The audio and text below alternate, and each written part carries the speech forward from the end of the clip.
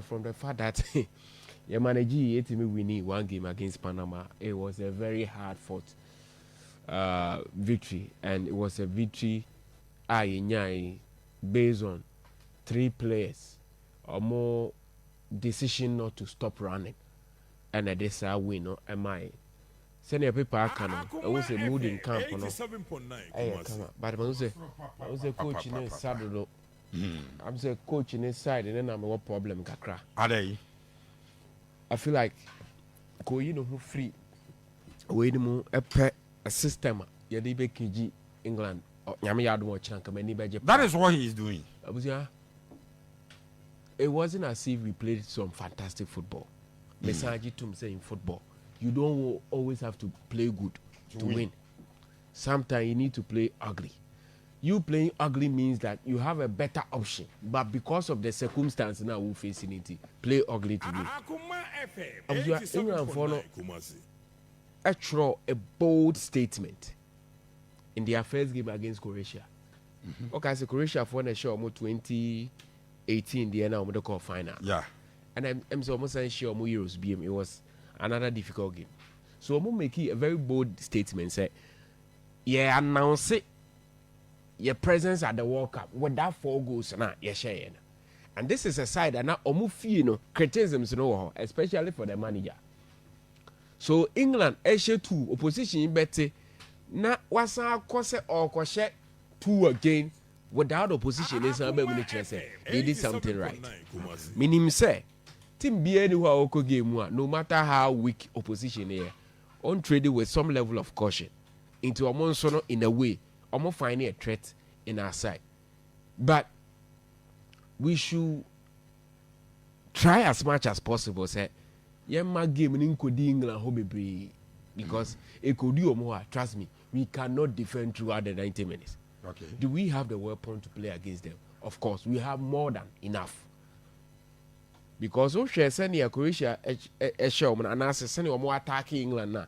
Anytime they break on the counter, it was dangerous for the English. 87.9. You were near Isahaku, Semenyo, Brandon. I was here. We have more than enough. I also multi on the transition. I also multi a boy. A difficult game. A very difficult game. And Ghana were the history of not losing second games at the World Cup since the started called World Cup. And also, yeah, they are the whole.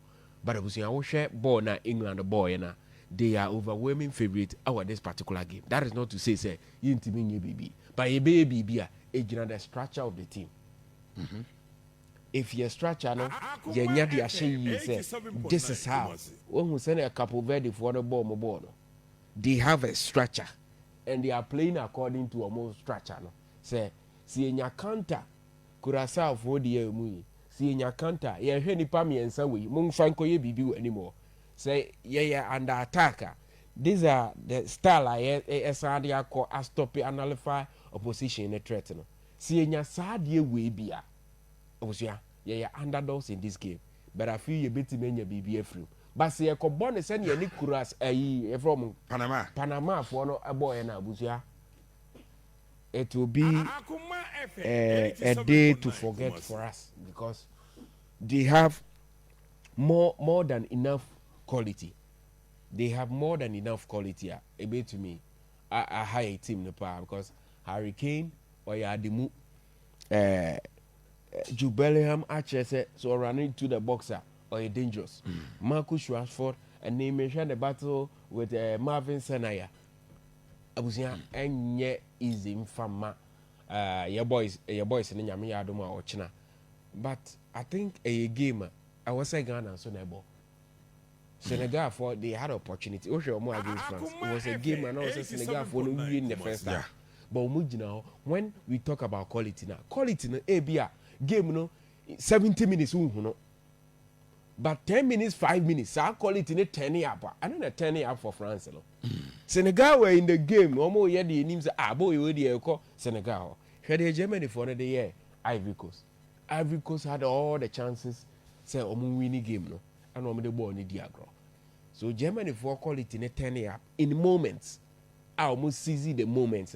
They make good use of it, and winning 2-1. So in such games, with a heavyweight and an underdog, there are always moments.